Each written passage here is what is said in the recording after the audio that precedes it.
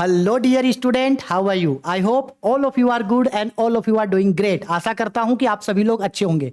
आज का यह वीडियो इंडिया के सभी बोर्ड के स्टूडेंट के लिए जरूरी है। आप चाहे किसी भी बोर्ड के स्टूडेंट हो, चाहे आप 10th में हो, 12th में हो, 11th में हो, 8th में हो, 9th में हो, चाहे आप झारखंड बोर्ड के हो, बिहार बोर्ड के हो, सीबीएसई बोर्ड के हो, यूपी बोर्ड के हो, पश्चिम बंगाल बोर्ड के हो, किसी भी बोर्ड के स्टूडेंट क्यों ना हो, यह वीडियो उन सभी स्टूडेंट के लिए जरूरी है। मैं आप लोगों को बताने वाला हूं कि आखिरकार आप किस तरीके से बोर्ड एग्जाम का प्रिपरेशन कर सकते हो। वो 5 तरीका सुन लो, वो 5 तरीका अगर आपने इन 5 तरीकों को फॉलो किया तो मैं बताता हूं कि आने वाला समय में टॉपर आपके हाथ में होगा, आप टॉपर बन सकते हो।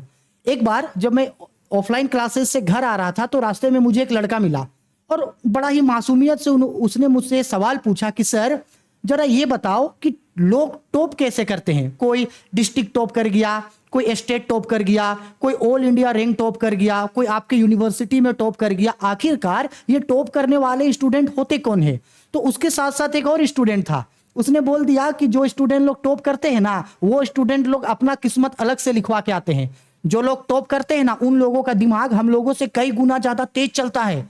तो वो बोला कि ना ना ना, ऐसा नहीं है, कुछ तो ऐसा तरीका होगा, कुछ तो ऐसा होगा कि जो वो स्टूडेंट लोग करते होंगे और हम नहीं। हम लोग ऑर्डिनरी स्टूडेंट हैं, हम वो काम नहीं किए जो टॉप करने वाला स्टूडेंट किया। आखिरकार ऐसा क्या था भाई? क्या टॉप करने वाले स्टूडेंट सच में बहुत ज्यादा ओवर ब्रिलियंट होते हैं? क्या ओवर एक्सीलेंस होते हैं? क्या उनके पास सच में बहुत ज्यादा नॉलेज होता है? आखिरकार भाई फंडा क्या है कि वो स्टूडेंट जो है वो टॉप कर गया और हम टॉप नहीं कर पाए? टॉप छोड़ो, हम अच्छे नंबर से पास भी नहीं हो पाए। तो आखिरकार वैसा कौन सा तरीका है? टॉपर आखिरकार ऐसा कौन सा काम करता है? कौन सा ऐसा वो 5 बात है जिन बातों को टॉपर अपनाता है और उससे वो बोर्ड एग्जाम में टॉप होता है? तो इस वीडियो में मैं आप लोगों को डिटेल्ड में बताने वाला हूं कि अगर आप भी अपने बोर्ड एग्जाम में टॉपर बनना चाहते हो तो आपको इन 5 चीजों को ध्यान में रखना है। और मैं गारंटी दे रहा हूं, अगर आप इन 5 चीजों को ध्यान में रखते हो और इन 5 चीजों को फॉलो करते हो और इन 5 चीजों को आज से ही, अभी से इस वीडियो को देखने के तुरंत बाद से इसी बेस पे अगर पढ़ाई करते हो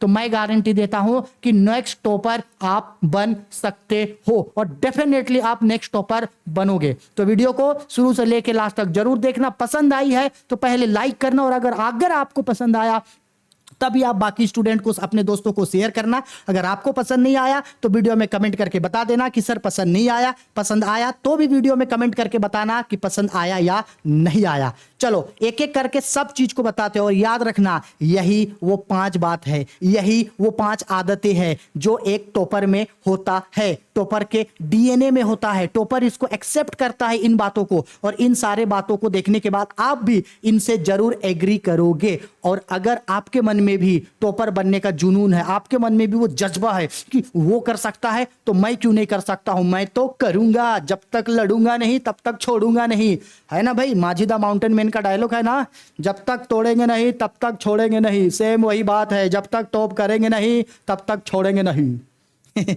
चलो आओ, अब आपको एक एक करके उन चीजों को समझना है। सबसे पहला चीज, आप किसी भी सेमेस्टर, किसी भी बोर्ड, किसी भी सेमेस्टर में किसी भी चीज के स्टूडेंट है आप, चाहे आप बोर्ड एग्जाम का तैयारी कर रहे हो, चाहे आप 10 के स्टूडेंट हो, 12 के स्टूडेंट है, आप यूनिवर्सिटी के स्टूडेंट है, या आप किसी भी जॉब का तैयारी कर रहे हैं, किसी भी वैकेंसी का तैयारी कर रहे हैं, कुछ भी कर रहे हो, एग्जाम में टॉप करने के लिए सबसे पहले आपको यह जानना है कि आखिरकार आपके एग्जाम का सिलेबस क्या है। क्या जानना है आपको भाई? सिलेबस, क्योंकि बिना सिलेबस का कुछ नहीं होगा। तो आपका काम सबसे पहले यह जानना है, आपको पूरा कंप्लीट सिलेबस के बारे में जानना है कि आप अगर 10th में हो तो आपके 10th में कौन कौन सा सब्जेक्ट है, उन सब्जेक्ट में कौन कौन सा चैप्टर है। अगर आप 12th के स्टूडेंट है तो कौन कौन सा सब्जेक्ट है, उसका कौन कौन सा चैप्टर है। अगर आप यूनिवर्सिटी के हैं या आप जॉब का तैयारी कर रहे हैं तो आपको सबसे पहले जानना है अपना सिलेबस के बारे में कि आखिरकार आपका सिलेबस क्या है। और सिलेबस में ऐसा नहीं कि हिंदी का सिलेबस जाने तो इंग्लिश का छोड़ दिए, इंग्लिश का सिलेबस जाने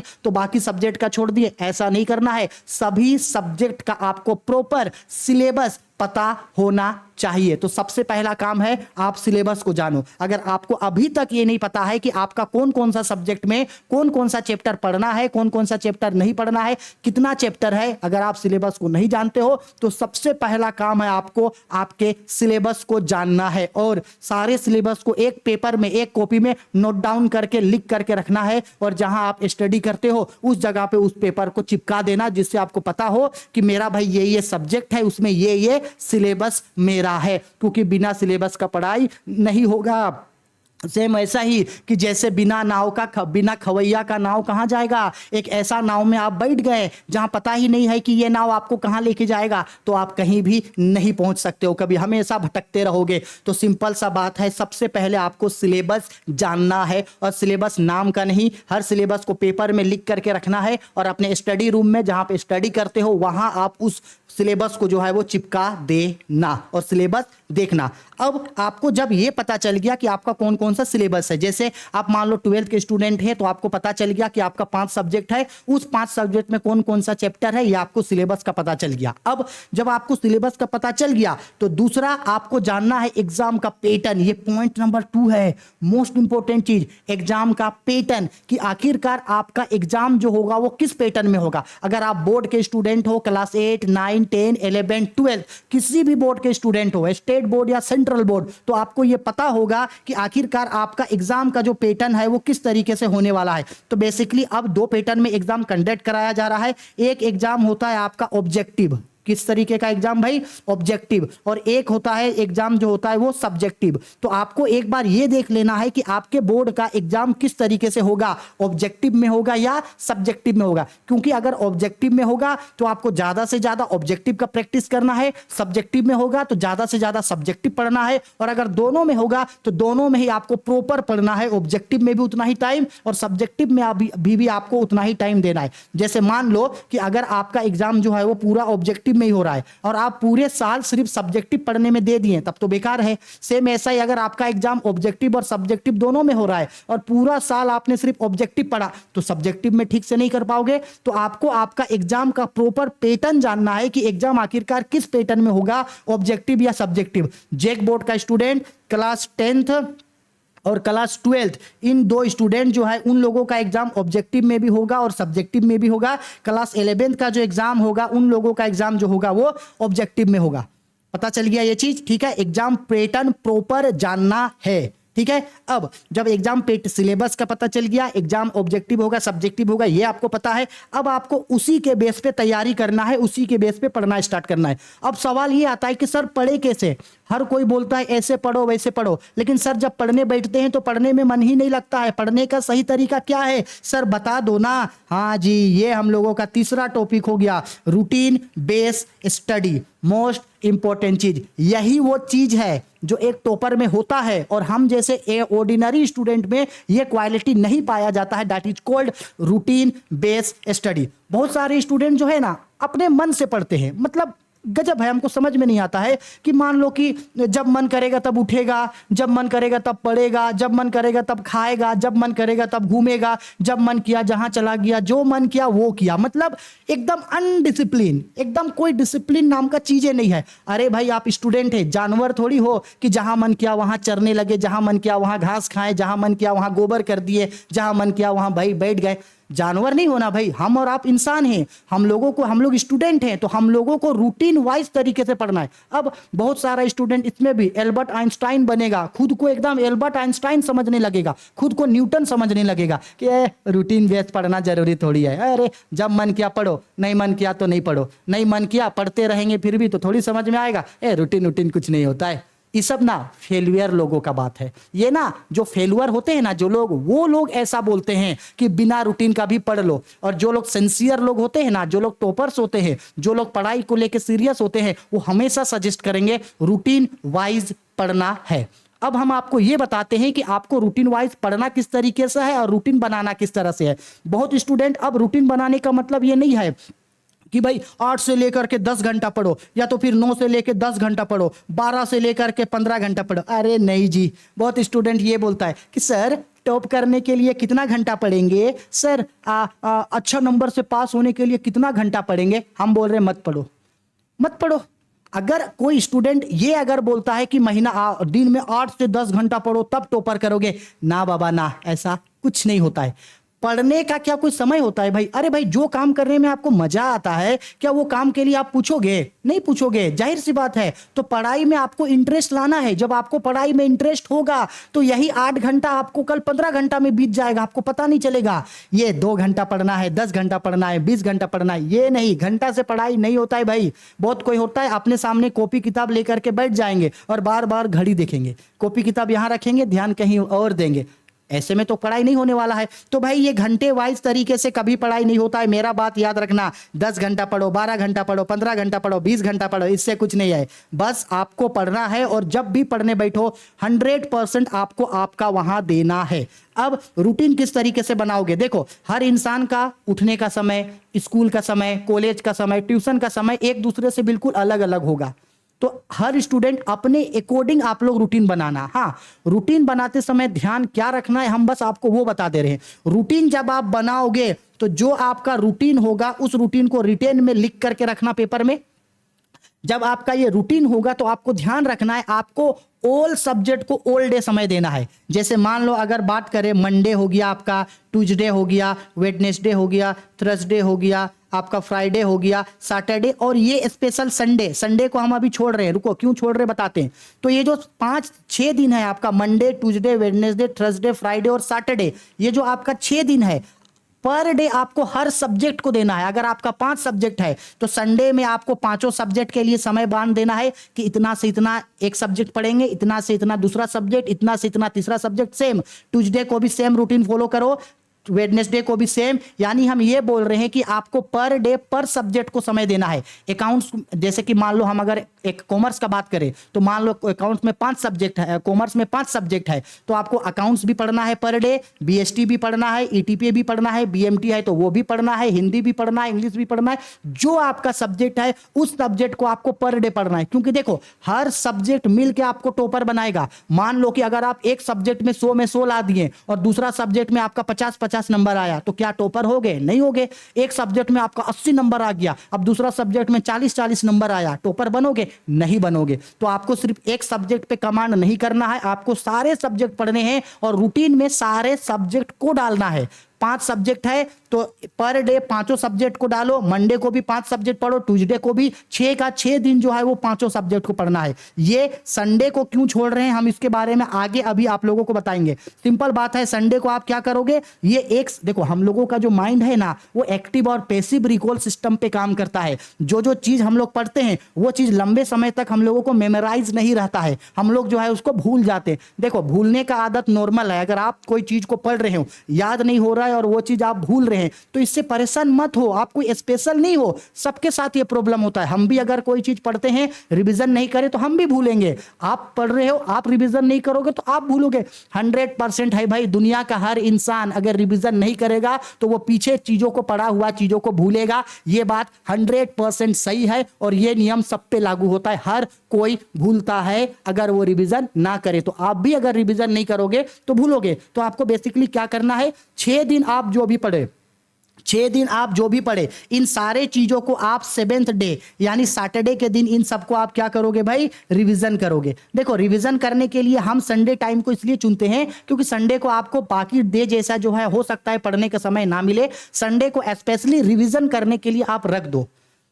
आया बात समझ में? 6 का 6 दिन ऑल सब्जेक्ट पढ़ना है। मंडे को ऑल सब्जेक्ट, ट्यूसडे को all subject, Wednesday, Friday, Saturday, Sunday. और जब आप पढ़ोगे तो अगर आपका ऑब्जेक्टिव और सब्जेक्टिव दोनों में अगर एग्जाम होगा तो आपको, अगर मान लो कि अकाउंटेंसी सपोज कर लो आप 2 घंटा का समय दिए तो 1.5 घंटा आप जो है वो सब्जेक्टिव पढ़ने में बिताना और आधा घंटा जो है वो ऑब्जेक्टिव पढ़ने में। ठीक है, अब देखो ऑब्जेक्टिव पढ़ने या सब्जेक्टिव पढ़ने का 2 तरीका है। या तो आप चाहे ऑब्जेक्टिव और सब्जेक्टिव अगर आप अपने कॉपी से पढ़ना चाहते हैं, बुक से पढ़ना चाहते हो तो पढ़ सकते, वरना यूट्यूब में या ऑनलाइन क्लासेस है आपका, या तो फिर यूट्यूब में कोई वीडियोस अपलोड है तो उस समय में आप उस वीडियो को भी देख के पढ़ सकते हो। जैसे मान लो अगर अकाउंट्स पढ़ना है तो आप उस सब्जेक्ट का कोई वीडियो देख सकते हो, उस चैप्टर का वीडियो देख करके भी जो है आप पढ़ सकते हो। आया समझ में? तो पढ़ने का मतलब सिर्फ ये नहीं है कि चैप्टर निकाल दिए, पढ़ने नहीं समझ में आ रहा है फिर भी पढ़ते रहो, ऐसा नहीं है। ठीक है, ऑनलाइन क्लासेस आपका होता है या आपका अगर यूट्यूब में क्लासेस चलता है या आपका कोई ऑनलाइन क्लासेस है वहां से भी पढ़ सकते हो, ऑफलाइन क्लासेस है तो वहां से भी उस बीच बीच में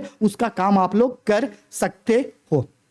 ठीक है, रूटीन कैसे बनाना है, ऑल सब्जेक्ट का पर सब्जेक्ट आपको रूटीन में डालना है, पर सब्जेक्ट पर चैप्टर को पर डे पर सब्जेक्ट आपको पढ़ना है, 6 दिन सेम पढ़ना है और संडे दिन जो है आपको रिवीजन करना है और एक तो पर हमेशा इन चीजों को ध्यान रखता है। अब आपका रूटीन बन गया, अब आप रूटीन वाइज पढ़े। जब आप रूटीन वाइज पढ़ लिए इसके बाद आपको क्या करना है भाई, रिवीजन एंड सोल्व पेपर आपको रिवीजन करना है जो बताएं। अब आप कितना पढ़े कितना नहीं पढ़े उसके लिए रिवीजन के लिए मतलब है, हो सकता है रिवीजन के बेस पे आप अपने कॉलेज में जो है वो टेस्ट दे सकते हो या रिवीजन के बेस पे सप्ताह में एक दिन रिवीजन कर सकते हो, क्या पढ़े क्या नहीं पढ़े, जो चीज भूल रहे हैं उसको आप शॉर्ट नोट्स बना करके रखते जाना। पढ़ते समय हर सब्जेक्ट का शॉर्ट नोट्स जरूर बना करके रखना। इसके बाद क्या करना है भाई, सोल्व पेपर। इसको याद रखना, अगर आपके एग्जाम्स में अगर किसी तरीके का कोई मॉडल पेपर आता है तो मॉडल पेपर आपको सोल्व करना है। प्रीवियस ईयर क्वेश्चंस, अगर आपके बोर्ड में प्रीवियस ईयर्स क्वेश्चन है, पिछले 3-4 सालों का क्वेश्चन पढ़ लेना है, मॉडल पेपर पिछले 3-4 सालों का कर लेना है और इस साल जो मॉडल पेपर आएगा आपको वो कर लेना है। और अगर आपके पास किसी तरीके का कोई क्वेश्चन बैंक है, क्या है, कोई क्वेश्चन बैंक है तो आपको क्वेश्चन बैंक से भी पढ़ लेना है। और क्वेश्चन बैंक के साथ साथ अगर आप यूट्यूब में या डिजिटल में या ऑनलाइन में अगर किसी टीचर से पढ़ रहे हैं तो उनके द्वारा जो भी आपको क्वेश्चन पीडीएफ नोट्स मिलता है या टेस्ट आता है उनको आप जरूर से जरूर दोगे। ज्यादा से ज्यादा आपको मॉडल पेपर सोल्व करना है, ज्यादा से ज्यादा आपको क्वेश्चन सोल्व करना है, ज्यादा से ज्यादा आपको प्रीवियस ईयर क्वेश्चन सोल्व करना है। इससे आपको कंप्लीट तरीके से पता चल जाता है कि एग्जाम में किस तरीके से पूछेगा, क्या आएगा क्या नहीं आएगा, क्या पढ़ना है क्या नहीं पढ़ना है। आप जब आप टेस्ट दोगे तो आपको उससे यह पता चल जाएगा कि आप अभी कितने लेवल में हो। ठीक है, और हमेशा याद रखना तैयारी करते समय खुद पे ध्यान देना। कोई स्टूडेंट आपसे ज्यादा पढ़ रहा है कॉलेज में या ट्यूशन में, कोई स्टूडेंट आपसे ज्यादा नंबर ला रहा है टेस्ट में, आपको उन चीजों पे ध्यान नहीं देना है, आपको अपने ऊपर ध्यान देना है कि आप किस तरीके से तैयारी कर रहे हो और क्या पढ़ रहे हो। ठीक है, एक बार रिवीजन कर ले रहे हैं, आपको आपके सिलेबस के बारे में प्रॉपर जान लेना है क्या नहीं है, एग्जाम का पैटर्न समझ लेना है, एग्जाम पैटर्न क्या है किस तरीके से है, रूटीन बनाना है, ऐसा रूटीन बनाना है जिसमें पर डे पर सब्जेक्ट को डालना है और वीक में कोई एक दिन आप अपने लिए रिवीजन करने के लिए रखोगे। इसके बाद रिवीजन होने लगा, अब आप रिवीजन टेस्ट दोगे और ज्यादा से ज्यादा जो है वो पेपर सोल्व करोगे, चाहे वो क्वेश्चन पेपर हो, क्वेश्चन बैंक हो, मॉडल पेपर हो, प्रीवियस ईयर क्वेश्चन हो, इन सभी चीजों को सोल्व करोगे। हो गया, ये सारा चीज है। अब एक सबसे लास्ट चीज जिससे इंडिया क्या पूरे दुनिया का हर स्टूडेंट ग्रसित है, दैट इज कॉल्ड डिस्ट्रैक्शन। भाई बहुत स्टूडेंट बोलते हैं सर मेरे को ना पढ़ने में ना मन नहीं लगता है, जब भी पढ़ने बैठते हैं सर दर्द देता है, सर पढ़ाई में ध्यान नहीं जाता है। अरे भाई ध्यान कैसे जाएगा, दैट इज कॉल्ड डिस्ट्रैक्शन। अच्छा, मोस्ट प्रोबेबल स्टूडेंट, एक बार ऑनेस्टी तरीके से खुद के बारे में सोचना। बहुत सारे स्टूडेंट देखो बहाना भी गजब का बनाते हैं। जैसे सपोज कर लो आज कितना तारीख है, 26 तारीख है, 26 सितंबर। अब बहुत सारे स्टूडेंट ऐसे बोलेंगे अरे यार आज तो 26 तारीख है, एक काम करते हैं अभी क्या पढ़ेंगे, 1-2 दिन नहीं पढ़ते हैं, 26, 27, 28, 29, 30 तारीख बीत जाने दो, 1 अक्टूबर से पक्का पढ़ेंगे और 1 अक्टूबर से तो हम गजब का पढ़ेंगे, ऐसे पढ़ेंगे ना कि रात दिन एक कर देंगे, हम जी जान लगा करके पढ़ेंगे, खूब मेहनत करेंगे, खूब पढ़ेंगे। लो अपने आप को झूठा दिलासा देता है। ठीक है, क्या बोलता है आज नहीं, छोड़ दो ना, आज तो 26 तारीख हो गया, 2-3 दिन और रुक जाते हैं, इसके बाद तैयारी करेंगे, खूब तैयारी करेंगे, खूब पढ़ेंगे। तो देखो 2-3 दिन का समय ऐसे ही वो बेकार कर दिया। अच्छा 1 तारीख आएगा, फिर 1 तारीख को नया बहाना सोचेगा, अरे यार आज तो फ्राइडे है, एक काम करते हैं ना, फ्राइडे सैटरडे संडे 2 दिन छोड़ देते हैं, संडे के बाद मंडे आएगा ना, मंडे को पक्का पढ़ेंगे, हम जी जान लगा के पढ़ेंगे। अब देखो फिर कुछ समय बाद आएगा आपका दुर्गा पूजा, बोलोगे अरे यार दुर्गा पूजा, अच्छा छोड़ो चलो घूम लेते हैं, बाद में पढ़ेंगे, छोड़ो बाद में।